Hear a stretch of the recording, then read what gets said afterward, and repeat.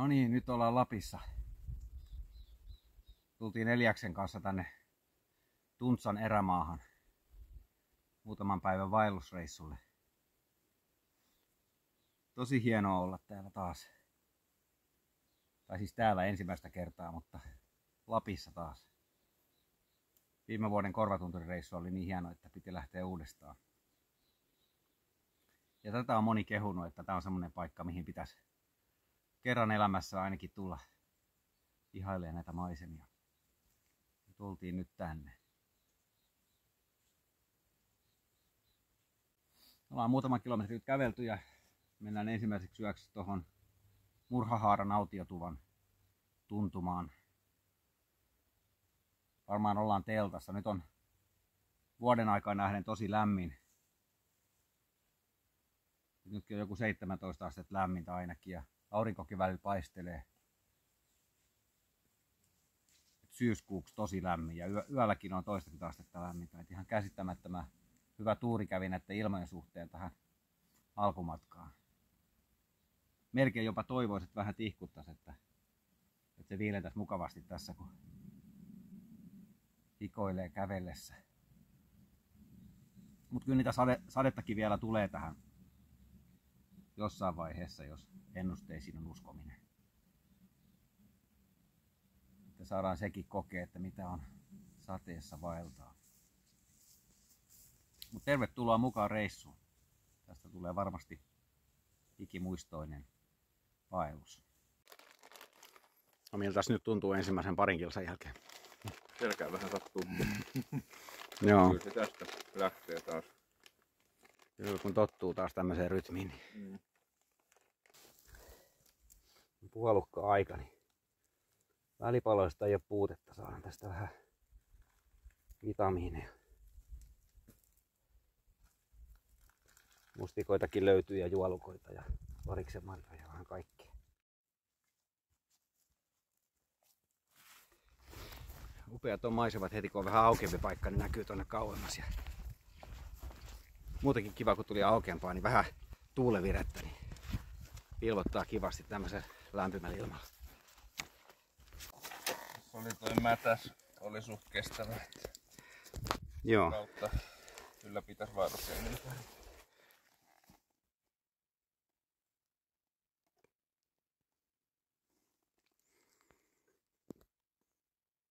Siellä näkyy Värriö Kuutonen pohjoisessa. Sinne olisi tarkoitus huomenna mennä huipulle.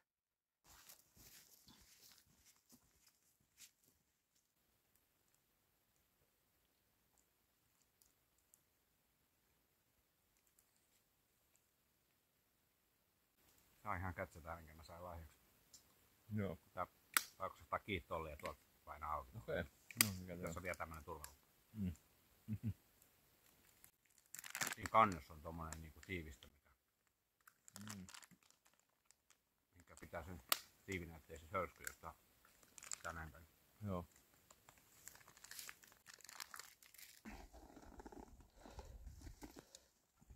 Nämä on sitten ekat luonnonvedet. Nyt meni roska. Joo, mä otin jo tuolla aikaisemmin. Sä otit aikaisemmin. Joo. Nyt alkaa ruskan värit tulla hienosti esiin. Tää oli positiivinen yllätys, että ruska on näinkin pitkällä. Nyt on vasta syyskuun 2. päivä. Täällä on näitä epävirallisia, mutta luvallisia tulipaikkoja vähän siellä täällä. Mutta ei ole häävissä kunnossa. Hieno suo tossa toi.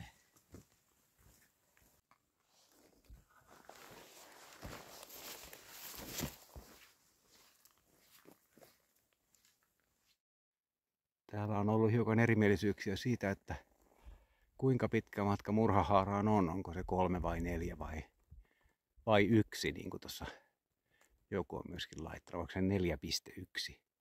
Mun mittauksen mukaan se olisi 3,9, mutta jotain sitä luokkaa kuitenkin.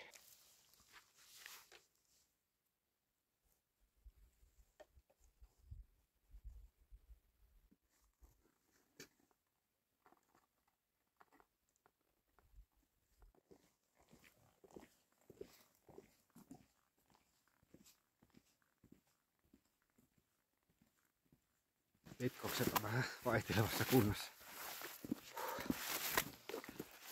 Nyt aletaan mennä ihan viimeisillä rajoilla, että jaksaa vielä. Tämä ensirykäs oli aika hapokas, että 14 kilometriä on kohta kävelty ilman kunnon ruokataukoa. Lämpimästä ateriasta 7 tuntia. Ei ihme, jos vähän väsyttää. Mutta kohta se palkitsee. Niin, vihdoinkin.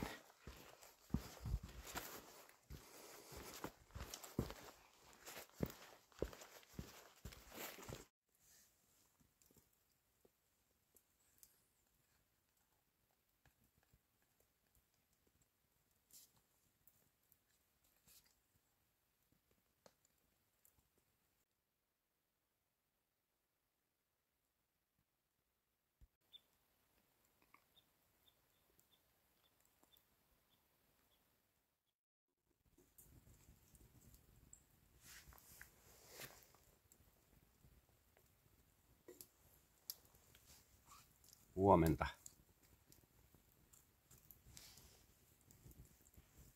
Uusi päivä koittaa.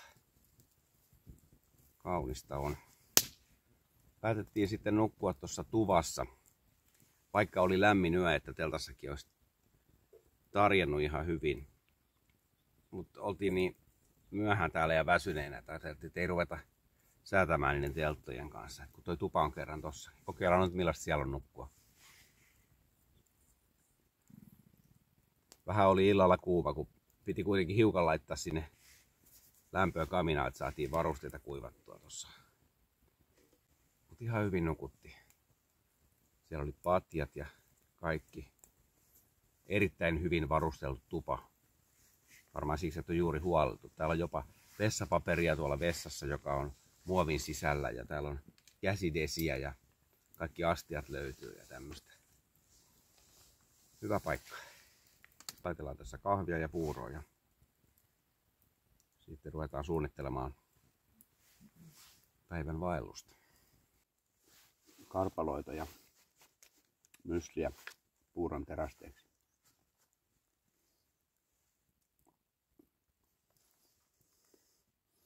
Ajateltiin, että tässä olisi ollut marjoja, mitä olisi voinut poimia puuroon, mutta ne on varmaan kaikki tästä lähistöltä poimittu. Tuo matkan varrella on jo vaikka kuinka paljon.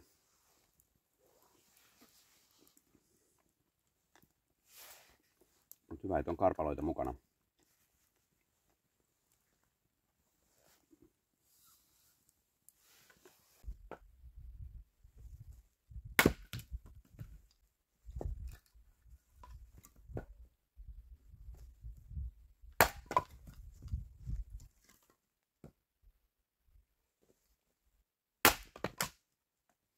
Hyvä kirves on. No niin, nyt on puita seuraaville. Vähintään sen verran, mitä itse käytettiin.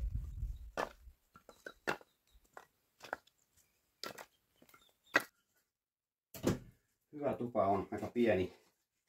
Tässä on semmonen laveri, mihin mahtuu 6 henkeä.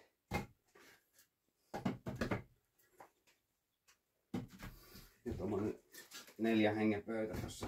On täällä tietysti mukavampi olla 2 kuin se, että olisi tupa täynnä. Se on vähän märän näköinen se. Joo, täytyy. Tässä on hyvä olla jollain tavalla veneen pitää kiinni. Juu. Ihan tuonne virtaukseen asti tästä ei pääse, mutta... Ei pääse. Siinä oli parempi virtaus, mistä me eilen täytyy. Joo. Tietää, onko tää sivummalla sitten parempi vai? Mitä tässäkin varmaan vaihtuu tää vesi. Joo, ehkä se kohtalaisen hyvin vaihtuu. Joo, eilen ei löydetty oikeata vedenottopistettä, että Elias lähti tuosta tulipaikan kohdalta tonne ja siellä oli vähän hankala sitten suota pitkin rämpiä, mutta oikea polku lähtee tästä vasemmalta puolen, ihan selkeä hyvin talluttu polku ja siellä on jopa pitkospuita sitten. Tosin ne on vähän kämäisessä kunnossa, mutta kuitenkin pääsee aika hyvin sinne puron rantaan.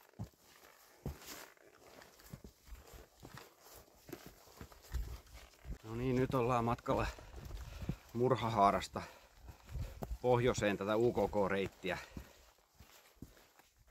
Tästä on matkaa 9 kilometriä tonne Härkätunturin tuvalle ja saunalle. Tarkoitus olisi pysähtyä siihen noin puoleen väliin tätä etappia 4-5 kilometrin kohdalle. Ja siihen jättää rinkat sitten odottamaan. Käydään valloittamassa tuo Värriö Kuutosen huippu. Tällä ilmalla sieltä avautuu varmaan hienot näköalat, jos tää pysyy tämmöisenä aurinkoisena. Todella hieno aamu. Tyyni ja sopivan lämmin. Tämmönen 15 astetta tyyni aurinkoinen ilma, niin aika optimaalinen vaellussää tämmöisessä keskivaativassa maastossa.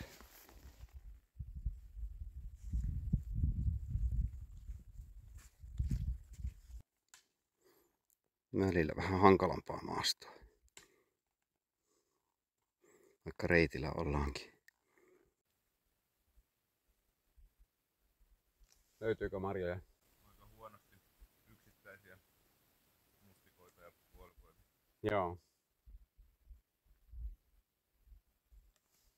Sieniä olisi.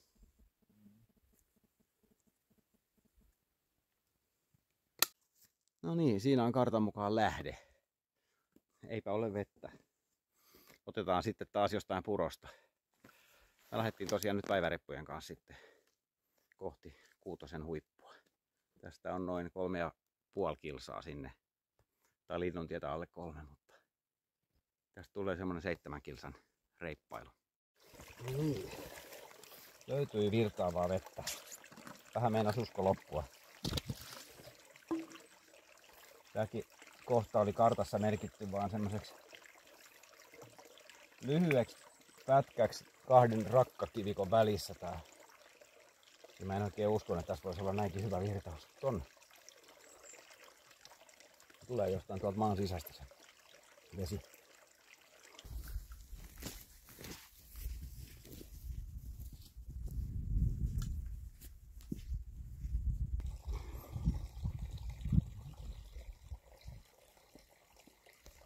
Hienoa maaroskaa täällä. Lähestytään puurajaa. Ollaan täällä Värriö Kuutosen länsipuolella jossakin notkelmassa. Pitäisi vielä yksi rakkakivikko ylittää tai kiertää, kun päästään huipulle.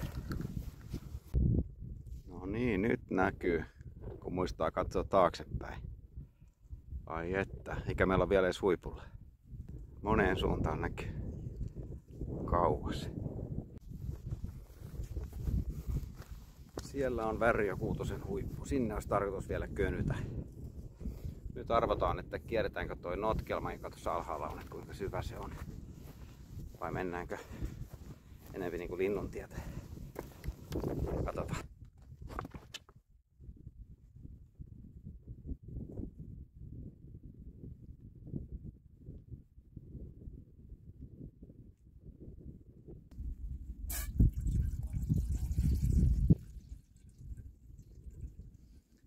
No niin, pysähdyttiin tähän lounaalle.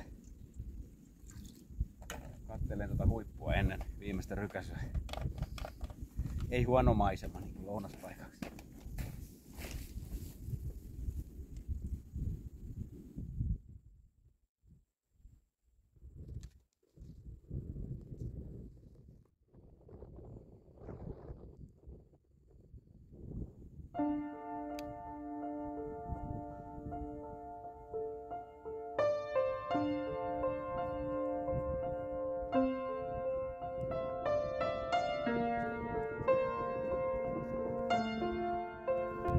No niin, nyt ollaan Värriö Kuutosen huipulla. Aivan upeat näköalat.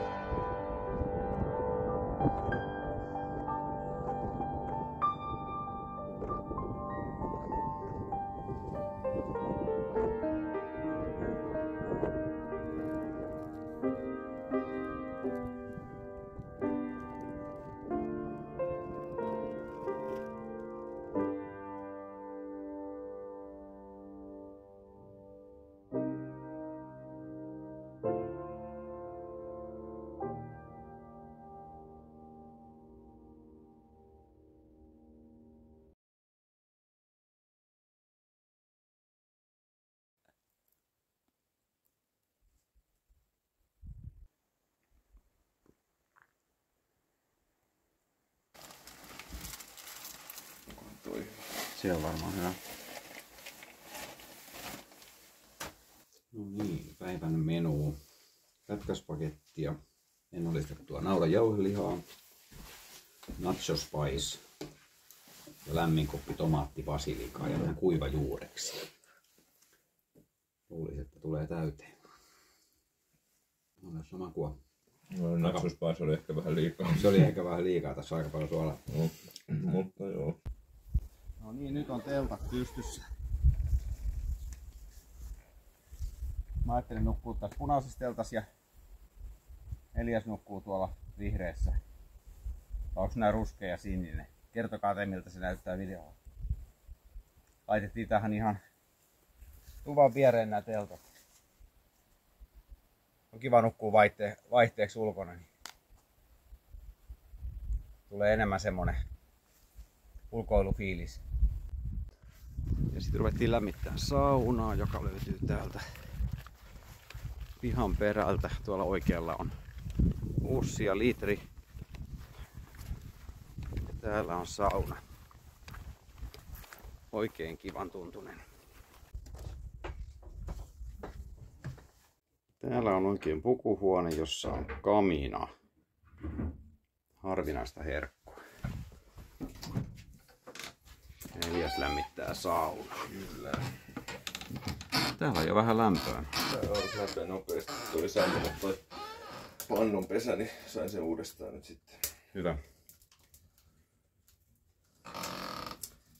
Sytytysmestari ja vesiäkin alkaa olla.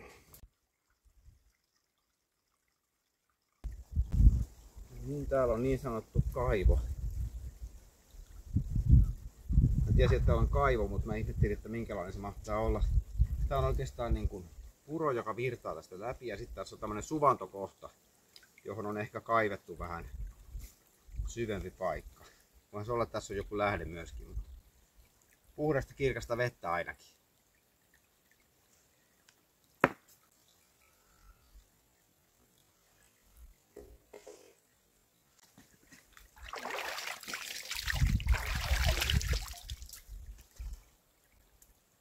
Kun ei ole peseytynyt pariin päivään, niin tekee kyllä hyvää päästä saunaan. Mutta ei oikein ilkeä tähän pulahtaa. Tämä on ainoa paikka, mihin pääsisi kastautumaan. Mutta kun tästä otetaan juomavesi, niin ei oikein onnistu. Mutta saunassa peseydytään.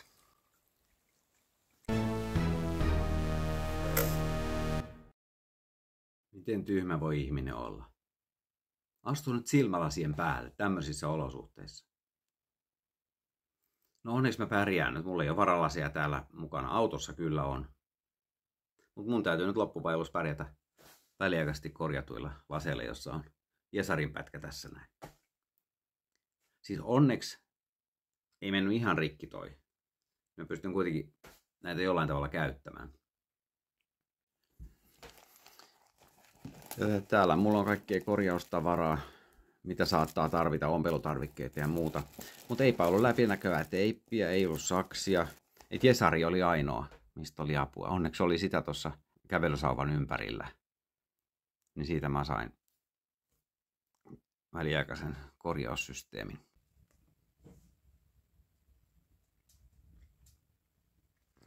No niin, me saatiin tämmönen kaveri tänne. Ei ole isäntä täällä. Isäntä oli täällä aikaisemmin ja lähti etsimään sua. Tulee ehkä takaisin. Saa nähdä.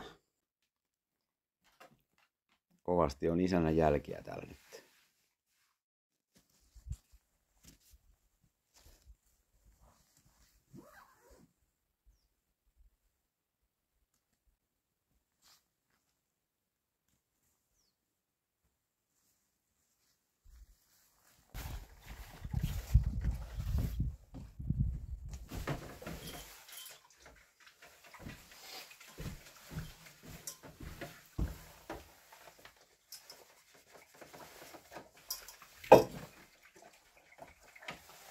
Haluan sanoa, että mukit kanssa tiskiin.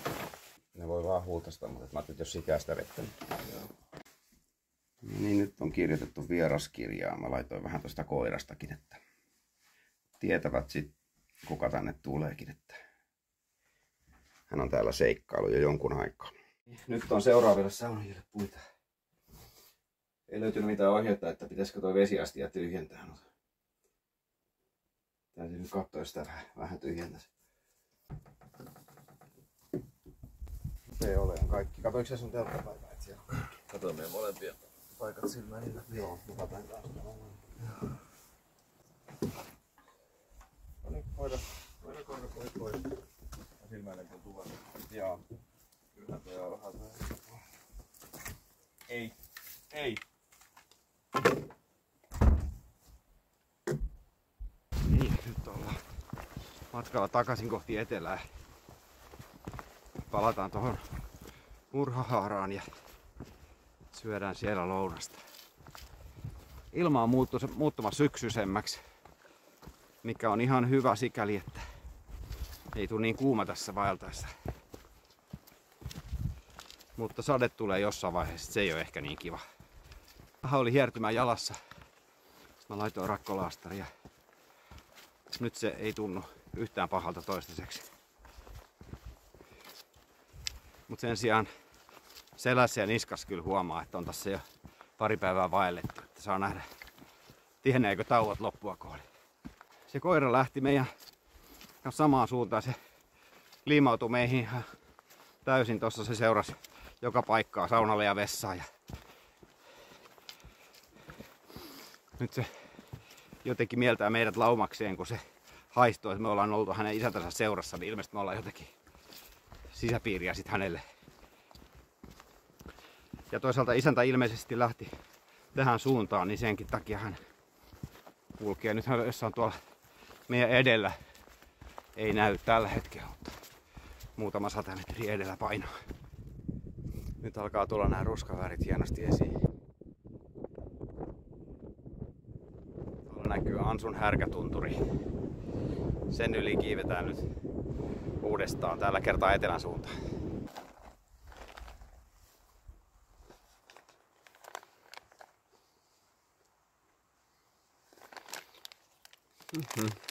Hyvä taukopaikka keskellä ylämäkeä.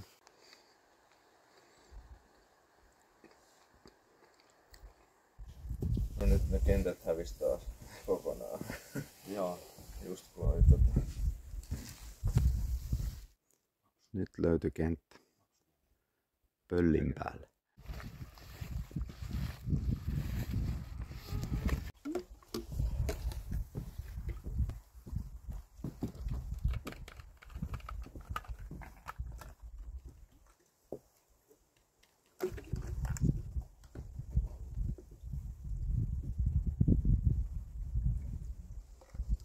Taas jalka kulkee, kun on pidetty kunnon tauko tuossa Murhahaaran autiotuvalla.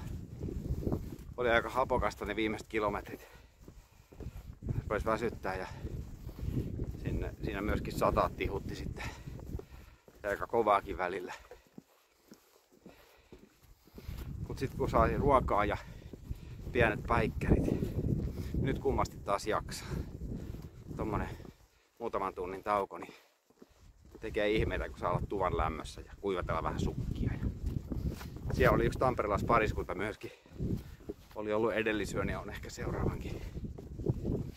Ja sitten siellä oli tämä koira, joka oli juossut meidän edellä. Se ei ollutkaan sen karhunmetsästäjän koira, jonka me tavattiin aikaisemmin. Toinenkin koira oli karkuteillä. Ja tämän koiran todellinen omistajakin nähtiin sitten, kun hän oli juuri tulossa hakemaan koiraansa. Nämä tamperelaiset oli sitten ilmoittanut tästä koirasta ja omistajat ties tulla paikalle. Joo, nyt olisi tarkoitus olla teltassa, keskellä ei mitään. Silleen sopivan kilometrimäärän jälkeen. Unohdettiin ottaa sytykkeitä mukaan tuosta tuvalta, että saadaan tulet. Täytyy sitten käyttää kaasua tai sitten saa nähdä mitä saadaan kerättyä maastosta. Jos tuohta löytyy, niin se voi syttyä märkänäkin. Katsellaan vähän jalkoihin.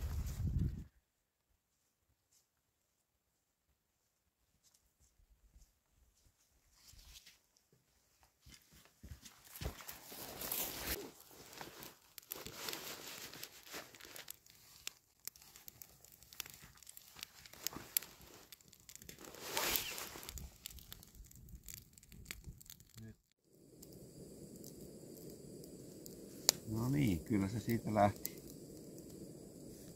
Huomenta vaan. Löydettiin kiva telttapaikka tästä metsän keskeltä puron varrelta. Koko yön satoja.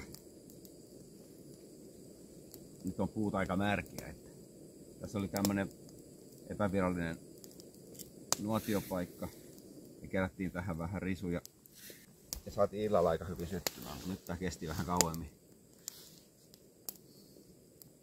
Oli hyvä, että oli sytytyspala mukana, koska nämä tuohetkin on kaikki ihan märkiä.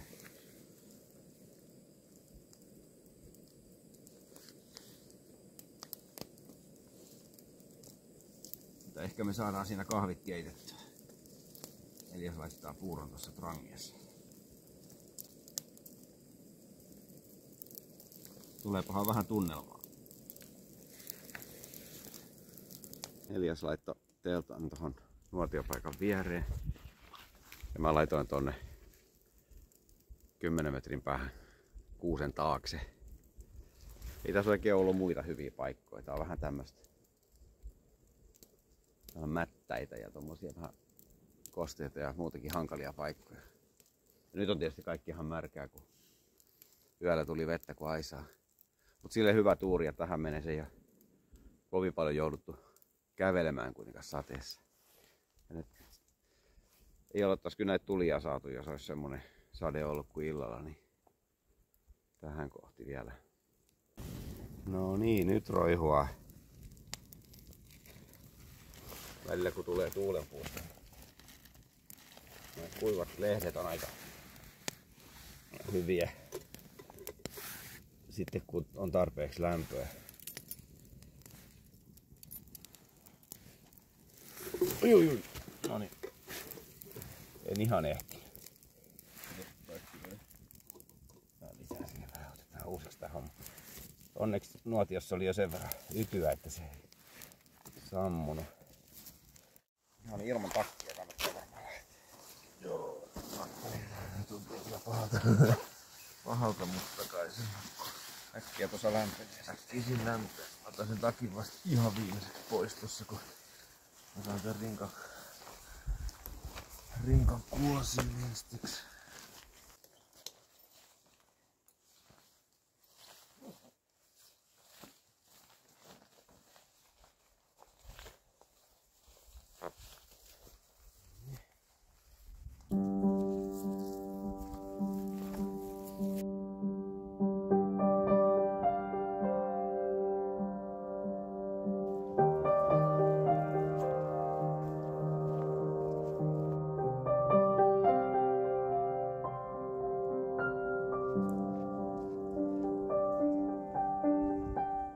Niin, nyt tultiin tähän tien varteen. Nämä viimeiset 3 kilometriä tonne Tuntsan tulipaikalle on tien vartta. Vähän viileä tuuli, mutta aurinko tulee esiin, ettei saada vähän tuommoista puolitiilistä. Hyvä kävelyilma. Ja tämä tie on ihan mukavaa vaihtelua, kun on mennyt tätä kivikkoista polkua. Mites sulla Elias kulkee? Ihan hyvin kulkee, ainoastaan vaan noin kengät vähän harmittaa, kun on mennyt vesi läpi, mutta kyllä ne tässä saa kuivaksi sitten. Varmaan vähän jo tuossa keittokatoksella ja viettää kodalla illalla. Joo. Se siitä. Muuten ei kyllä satu mitkään juurikaan, että hyvin menee, kun suurin ongelma on märät jalat. Mullakin vähän märät kengät, mutta ei ehkä niin paljon. Mä laitoin nyt vaan yhdet sukat, että kaikki muut sukat on märkinä, niin toistaiseksi mennyt ihan hyvin yksien sukkien kanssa. Nekin on vähän kyllä kosteet. Täytyy vaihtaa se rakkolaastari kohta. Siinä on hienoa maisemaa edessäpäin.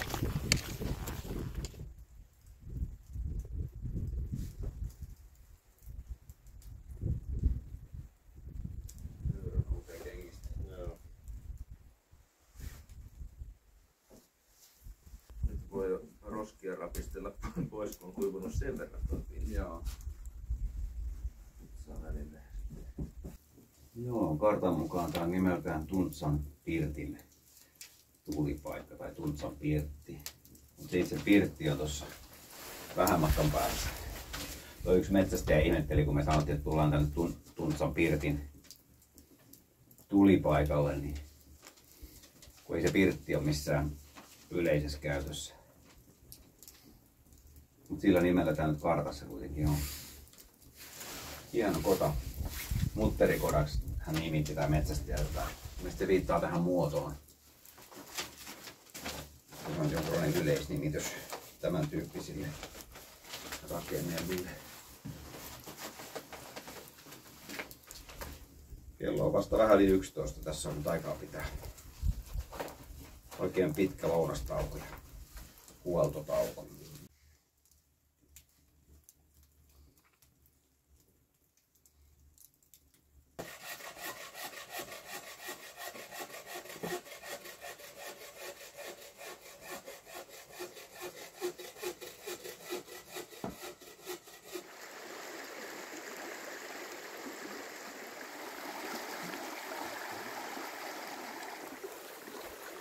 Ja tästä nyt saa niin, ettei tipu tänne. Se on toinen kysymys. Lähtee ainakaan rinkkasella sisällä. Ei mitenkään. Kuustakin tukevasti. Joo.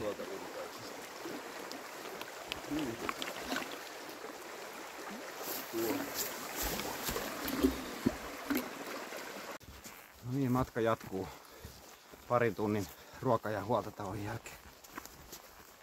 Nyt on huomattavasti helppokulkuisempaa. Ei ole enää varsinaisella erämaa-alueella, vaan täällä on näitä metsäautoteitä eritasoisia. Hyvää kulkuuraa. Niin vauhti on selvästi kovempi. Kohta tosin siirrytään tonne pienemmille poluille, mutta nekin menee tunturimaastossa, niin pitäisi olla ihan semmoista helppokulkusta. Tää on nyt vuoden 1960 metsäpaloaluetta käsittääkseni. Nämä kaikki puut on kasvanut sen jälkeen. Tästä matalaa koivua ja mäntyä. Metsästäjä, joka tuossa vähän aikaa sitten tavattiin, niin sanoi, että hän on ollut täällä silloin, kun tää oli ihan kuumaisemaa.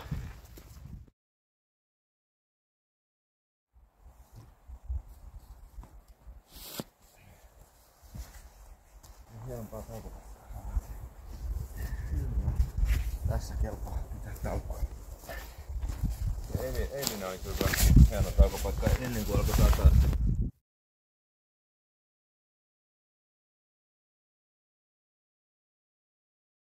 Tommonen ylityspaikka. Hyvin päästiin yli, ei niin paha kuin miltä näyttää. Mut sauva piti olla. Muuten olisi ollut vähän hankala rinkkaselässä. Aika vaihtelevaa maastoa. No. Tulee jotenkin Sipoonkorpi vähän mieleen. Ai jaa, ai siellä on tän tyyppistä. Ei niin ihan. Paikaterminen koiketti. Enimmäkseen aika helppokulkusta tää osuus, mutta välillä vähän kosteempaa. Ei ole kauheasti ollut vielä korkeuseroja, niin tulee ilmeisesti lähempänä tuota Nolloskurua lisää. Tämä oli oikein hieno taukopaikka. Eikä missään kartoissa mitään tietoa.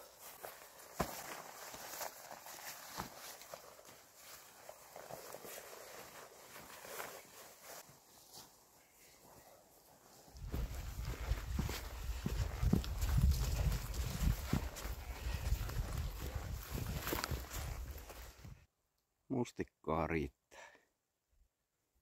Vaikka kuinka paljon.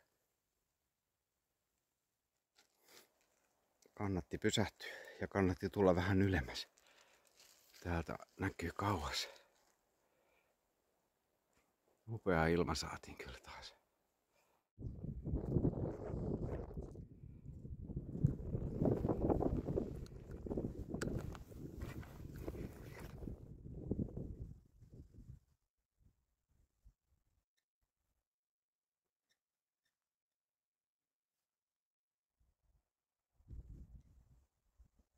No niin, löydettiin hyvä telttapaikka tästä.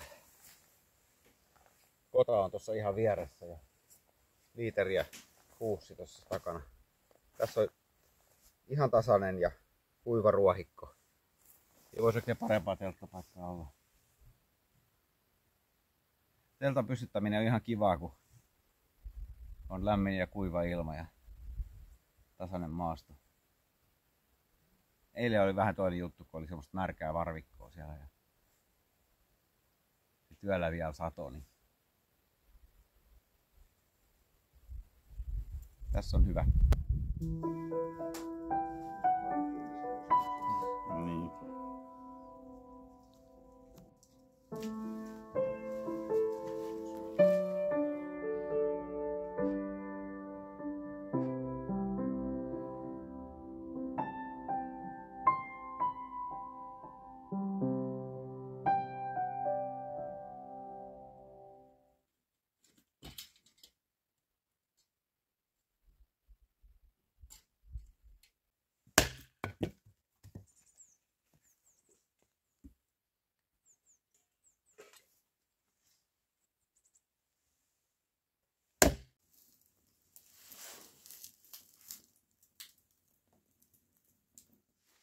Huomenta.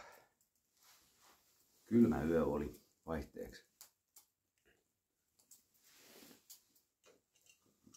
Maistuu kahvi.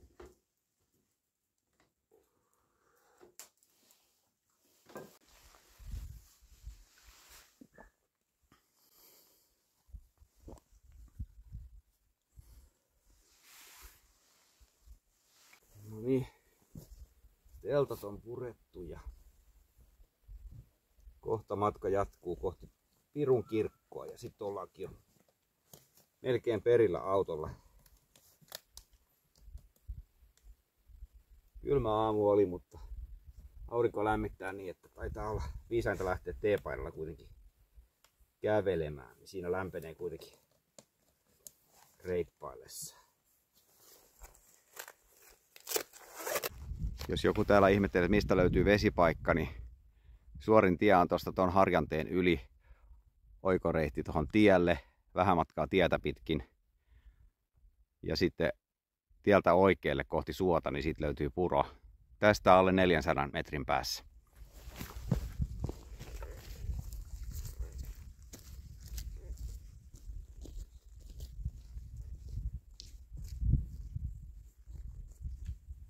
Siellä näkyy Kuskoiva. Senkin olisi voinut huiputtaa, mutta nyt alkaa voimat olla niin vähissä, ettei mitään ylimääräistä. Mä suunnittelin etukäteen tätä reittiä, niin mietin, että toi olisi hyvä loppuhuipennus tuonne mennä katselemaan näkymiä, mutta näillä voimilla niin tuntuu, että tästä rinteeltä varmaan avautuu ihan riittävän ja huikeita näkymiä on kyllä nähtykin. Tästäkin näkyy jo tonne taaksepäin kun katsoo, niin aika komeasti.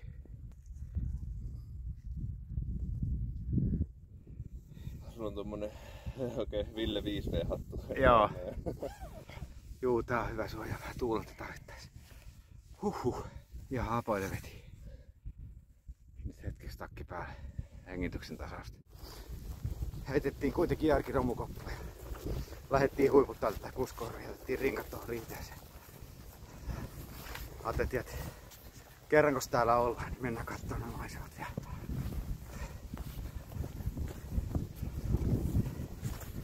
pitäis vähän hengästyä, mutta ilman rinkkoja pärjää. Korkeusmetrejä tuli 130 tuvalta tuohon rinkoille ja nyt tulee 120 tonne huipulle suunnilleen sen lisäksi. 300 metriä huipulle. No niin, täällä ollaan huipulla. Joka suuntaan näkyy niin kauas kuin silmä siintää. Voi että. Kyllä siis minun Suomeni on.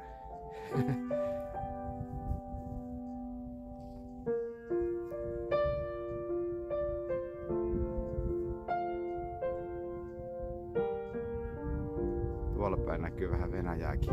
Aika paljonkin itse asiassa.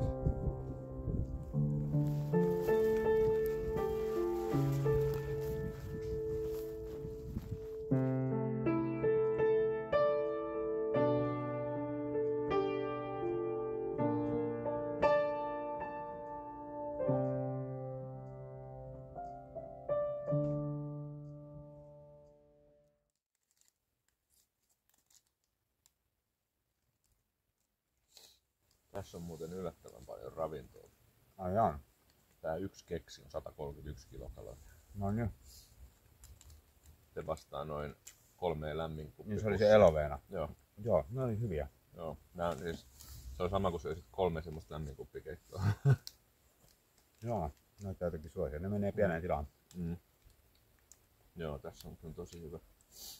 Hyvä, että se on yhdellä tavalla 3 tämmöstä, niin se on sitten noin 400 kilokaloria. 4 tämmöstä, niin menee lounaasta. Viimeiset kilometrit Pirunkirkon kautta autolle.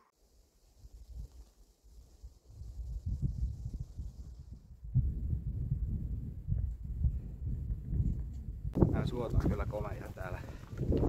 Tähän loppuun saadaan vielä 2 tämmöstä suota ennen ja jälkeen ton Pirunkirkon. Molemmissa pitäisi myöskin olla puro, josta saa vettä. Otetaan vielä tuohon autolle. Meillä on siellä kyllä kanisteri, mutta saadaan sitten raikasta vettä siinä ennen kuin lähdetään ajamaan. No niin, nyt alkaa olla tätä Pirunkirkkoa tässä. Tämmöistä vähän erikoisempaa kivikkoa. Tää on joku magneettinen kivilaji. En tiedä miten on muodostunut, en ole tutkinut niin tarkkaan. Mutta näitä Pirunkirkkojahan on eri puolilla Suomea. Kaikki tämmöisiä kivikkoja, mutta tämä on erityislaatuista kiveä. Tämä Pirunkirkko onkin aika laaja ja epäyhtenäinen alue, mutta tämä on varmaan se pääkohta. Tuossa on tommonen kallio, mistä nämä kivet on lähtenyt niin kuin irtoamaan. Aika komia näky.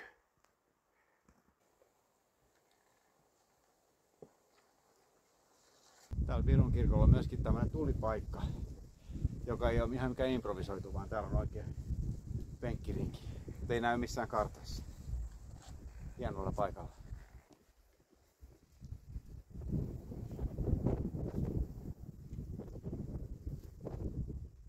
No niin, viimeinen puro.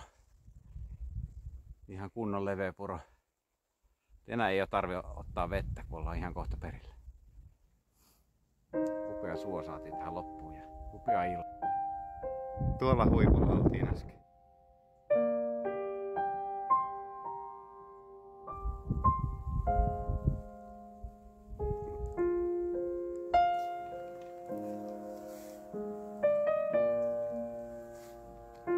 Ai että. Kyllä maistui possu ja muusi. Oli säilyke tuossa autossa odottamassa.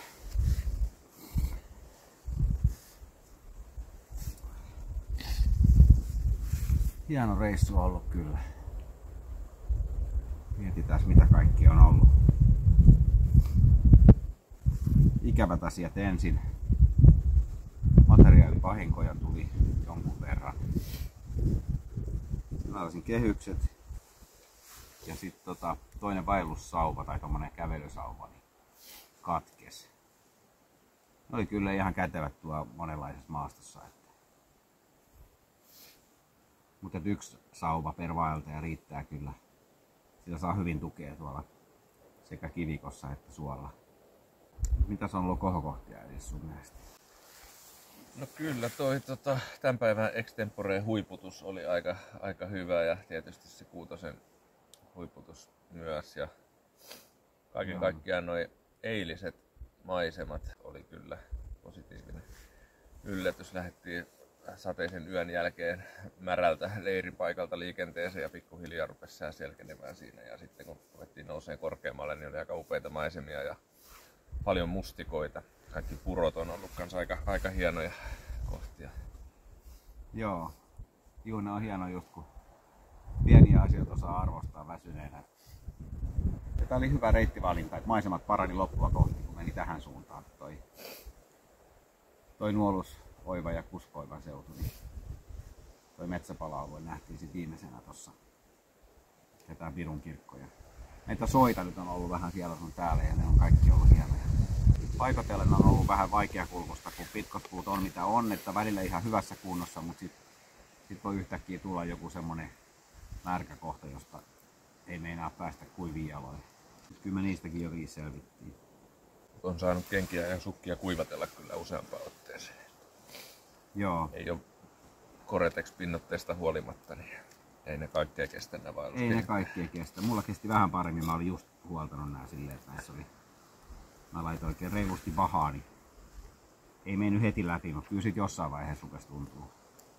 Mä en ollut huoltoa tehnyt ja sen kyllä sit Juu.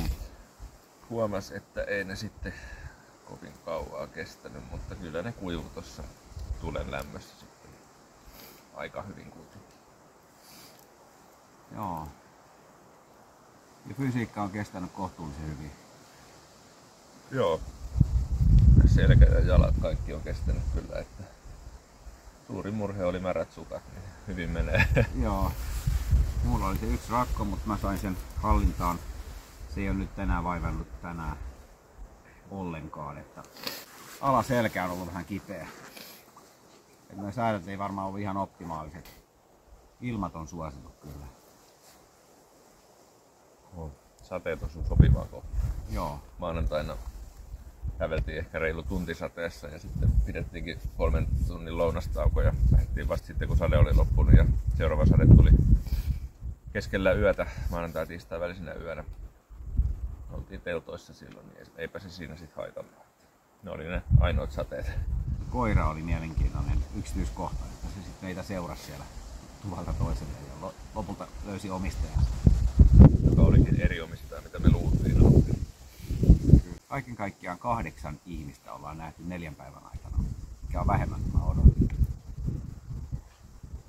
3 metsästäjää ja 5 muuta retkeilijää. Upea reissu, kyllä saa olla kiitollinen.